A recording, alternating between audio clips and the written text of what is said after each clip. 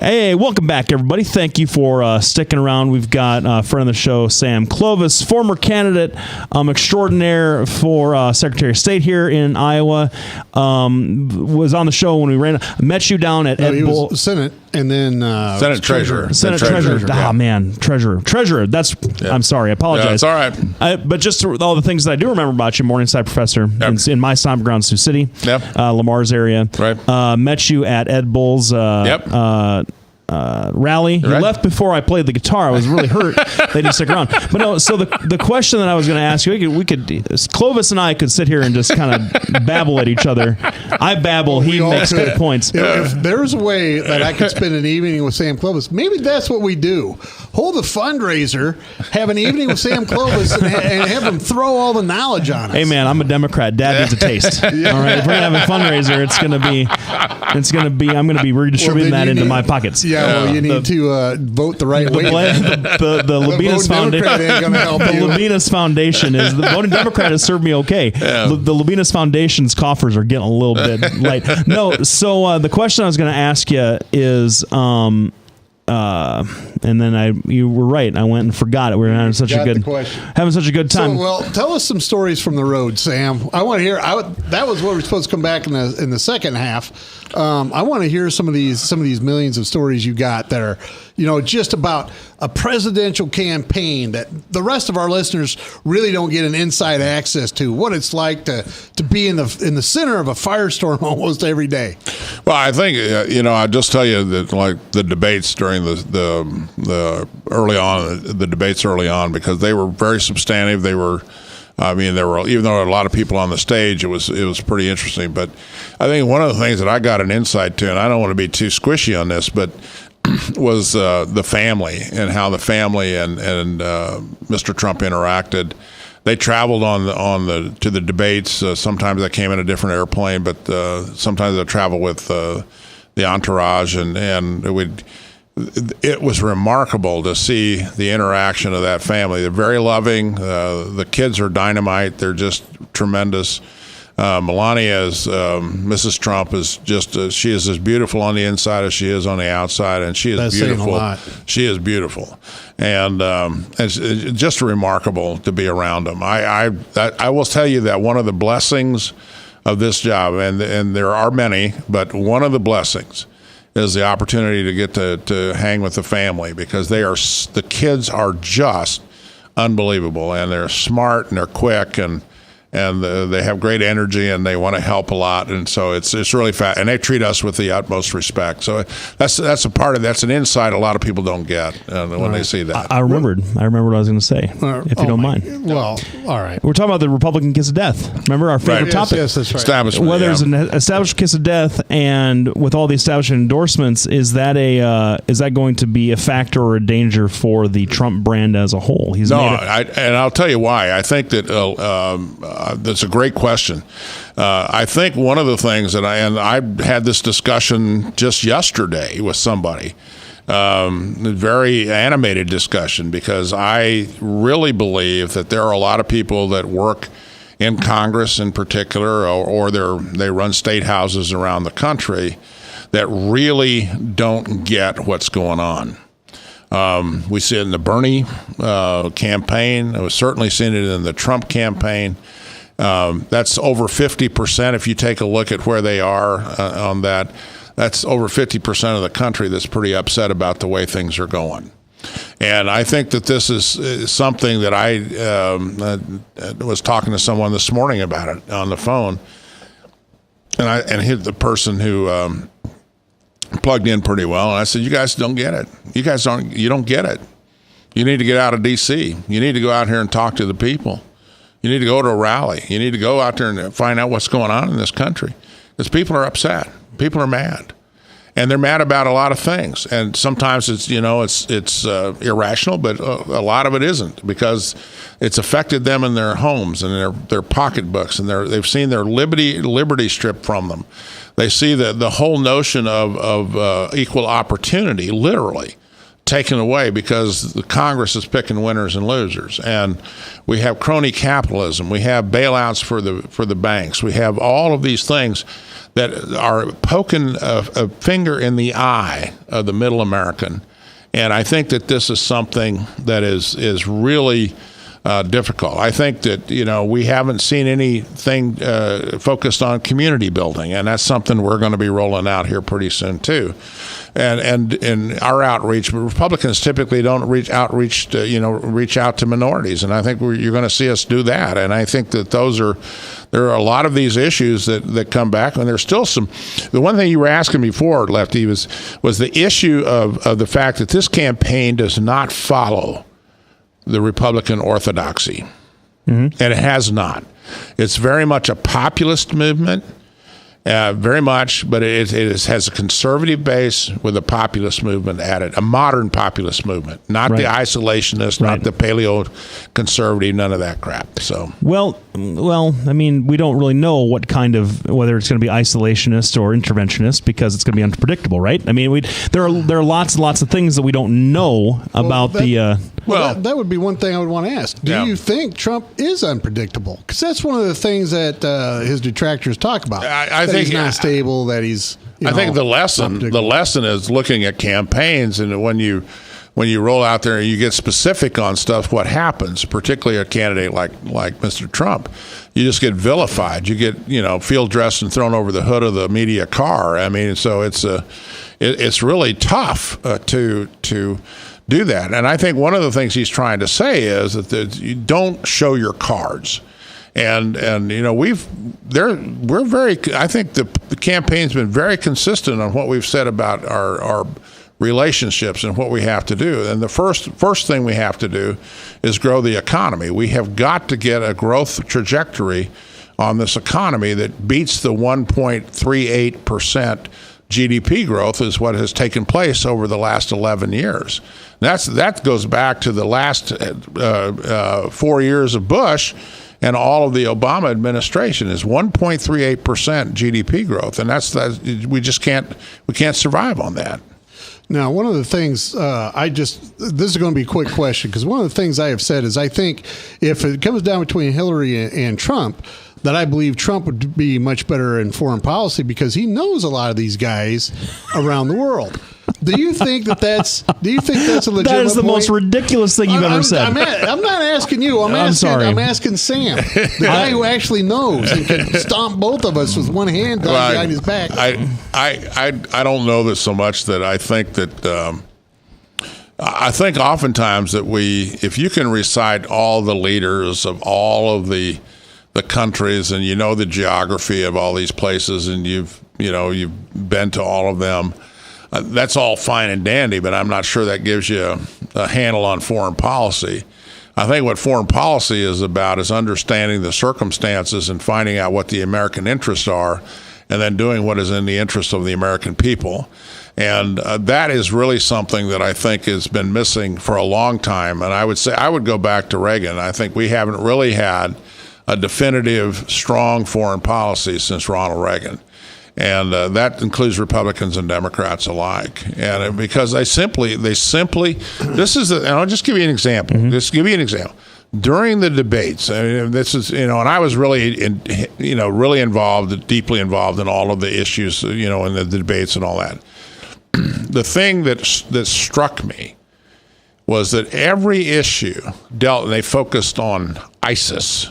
ISIS came up every time. ISIS came up every time. Do you realize there are 45 other organizations in the world that are identified by our own State Department that are based on radical Islam? ISIS is only one of them. Do you realize that the Muslim Brotherhood, the most pernicious, vicious, savage, and ubiquitous Muslim extremist organization in the world is not even mentioned by the State Department? Those are the things that I think people need to recognize. And yet this is a bigger issue than just going over there and stomping the snot out of ISIS. And so everybody focuses on the micro-tactical and not on the bigger picture. Do you think it's just good theater then? that's going on over there, attacking ISIS? Do you think that's just theater? Or Well, I don't think it's it's serious, because if it was serious, we'd be doing it differently. I'll tell you that for sure. Yeah, fair enough. Well, we have a special guest, super duper extraordinary friend of the show. He's only been on twice. He hasn't gotten that far yet. He's a national. He is the chief policy advisor. We're in a egalitarian equal opportunity show for guests here. Are you gonna sit here and say that Brad's on? You're gonna put Sam Clovis above Brad's on? I will let you make that phone call. Brad would understand. Brad would tell you, Sam's a whole lot smarter than me. He needs to be up there. So anyway, because I was telling you, I'll tell you during the break, Republicans again. We're digressing. Brad about Sam. We're digressing. So. Oh my goodness. Well, we burned through that commercial break. So back to Sam Clovis, who's our special guest. Oh man, I wish you would let me just be on time for these things. No offense. No offense. We love you, Sam. None taken. It's a great time. Oh man, good thing this isn't real radio. Right? I know, right? Yeah, it's not live either. Yeah, it's not live. You don't want to do either one of those. Holy smokes! Yeah, this isn't even on. I don't think. Oh my goodness. Yeah. Sam, put your headphones on. No, okay. So anyway, go sorry. ahead. We got to get back to being serious again. Which, honest for Lefty and I, it's being serious with a mental monstrosity like over here with Sam Clovis. You stop that. It's about, honest to goodness, it's everything Lefty and I can do just to be real. It's like we're the bad kids when the cool guy comes up front and he's giving the lecture, right? We're just sitting there. Anyway, I wish my students were like that. Well, you're dealing with a bunch of liberals, so what do you do? Not Morningside. Not Morningside. Not a Morningside. Not all. That's true. No, not Sioux City, Iowa. Forgive me. There might be 9. In the whole state up there, in the whole district? Well, my family moved to Minneapolis several years ago, so there might only be 9 left. 9 left, all right. Yeah. And we want to know who they are. So. Oh, my.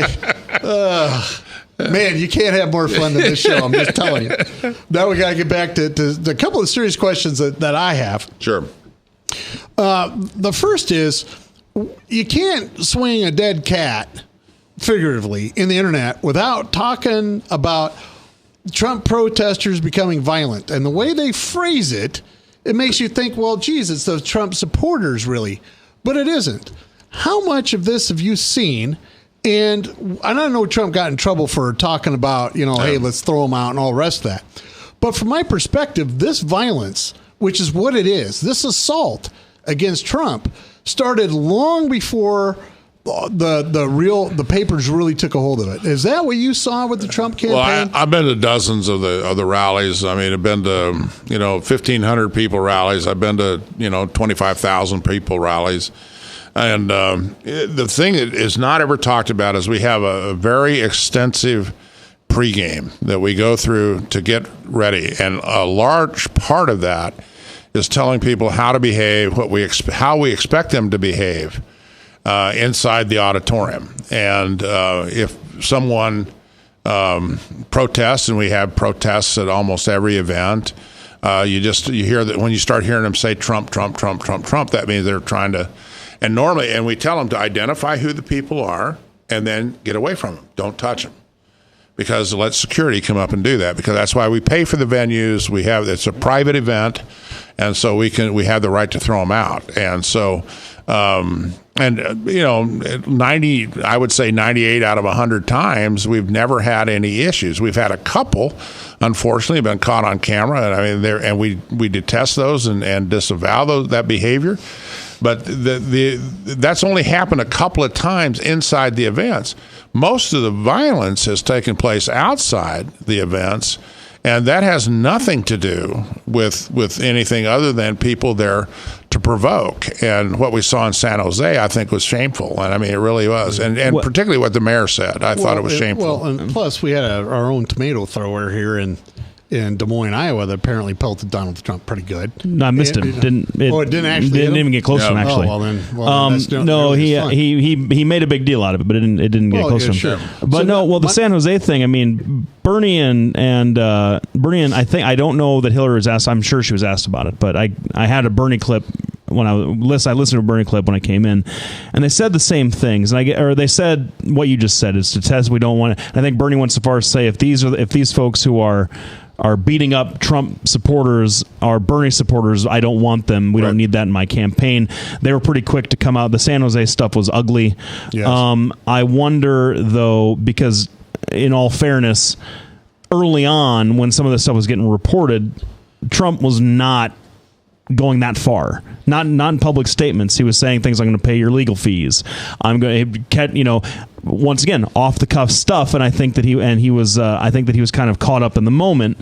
And I wonder if that hasn't fed the narrative more than the narrative. That's wag the dog rather than the narrative being the tail. I'm not going to argue that with you. It could very well be. I mean, I think, your point's is valid and it's a taken one. I mean, we have to take the point, but I think because the rhetoric gets reported, it gets reported.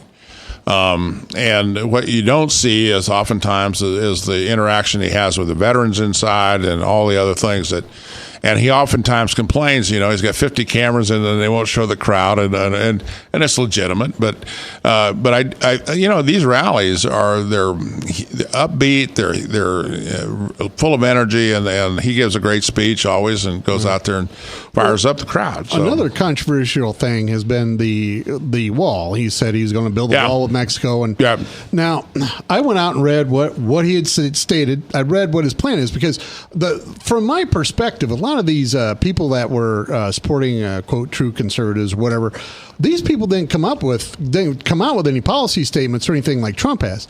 So I was reading about what he was doing, and it clicked in my head. That sounds an awful lot like what the Democrats did in the late 90s and early 2000s to build a wall across San Diego, which was a tremendous success down there. How do you think that's going to play come crunch time with Hillary?